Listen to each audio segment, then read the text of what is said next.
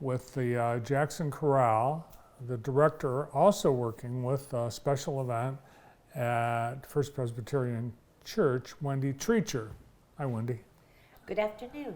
Since we last spoke, you had performed at the First United Methodist Church with Focal Point, Jackson College's group, and I heard that went really well. Oh, it went very well. It was a wonderful concert.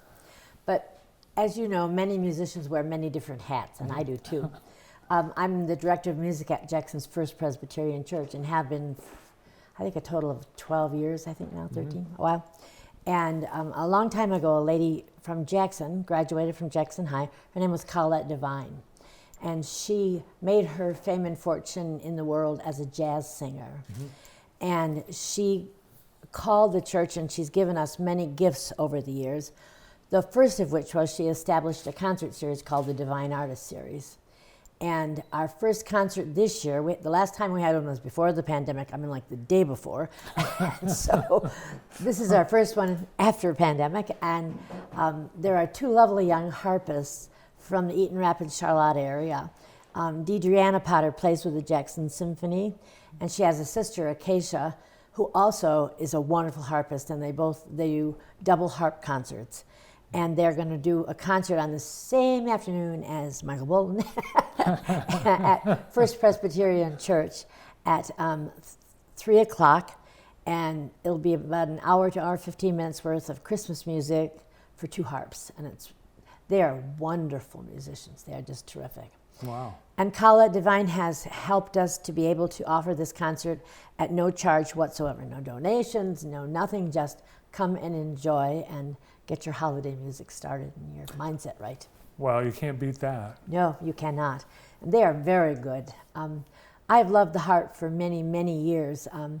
My roommate at Interlochen, when I went to high school there, was a harpist. And so I'd spend a lot of time with her while she would practice. And I have enjoyed very much the harp music. And a few years back, I bought a harp. And I bought a little one, a troubadour harp. And I've learned to play it very elementary, but I can play it a little bit. And but I really appreciate the grand concert harps. They're about 5.5, 6 feet tall, 47 strings and 7 pedals on each one. And these two girls really know how to play it. They're very, very good. That's going to be the most challenging instrument in terms of just lugging it around and setting it up and You'd tuning be so it. surprised. They have this great setup with a rolling cart, and it goes right on the cart and gets strapped in, rolls out to the car, lays down in the back, all set to go.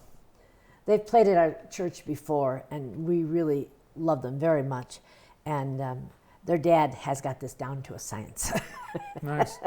Well, that sanctuary has awesome acoustics, so I'm sure that'll be a great concert. Deidreana is playing with the Jackson Symphony now, and I don't think her sister is. I think just Deidreana is, but she's very good. So they both are. And do they do? Is it enough to sustain them professionally? Is that their? Between, I think, their private students, they work with many different symphonies. I mean, when you're a concert musician, you play around the state in different symphonies. And other things, I would think so, yes. Yeah. Nice. So, All right, so that will be coming up the first Sunday in December. December the 4th at 3 p.m. at First Presbyterian Church at 743 West Michigan Avenue. Just show up. No charge. No Just tickets, come and no enjoy charge. and get ready for Christmas. Nice. Oh, I hope to make it. With the Jackson Chorale, what's the next?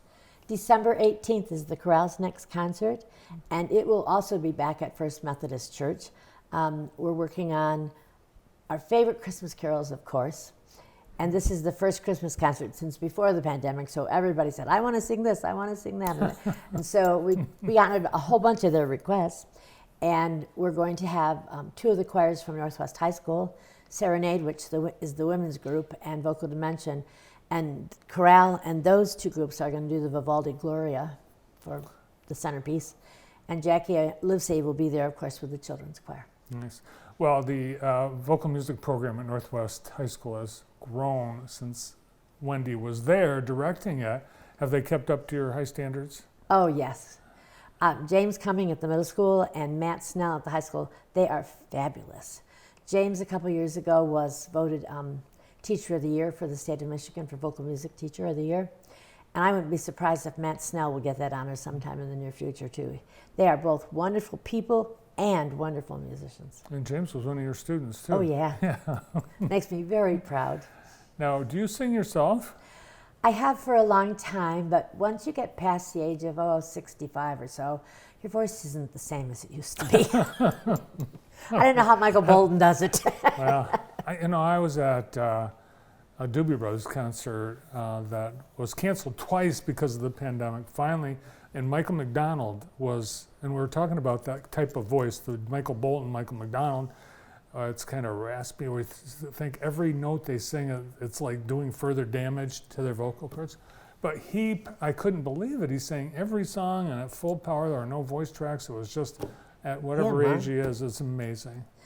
One guy that I really am amazed at is Frankie Valli, who can still keep singing way, way high up there. Yeah. And he does. We saw a Four Seasons concert at the Fox a few years ago. Me too. And there was no voice tracks. He was running all over the stage. It was unbelievable. Yeah.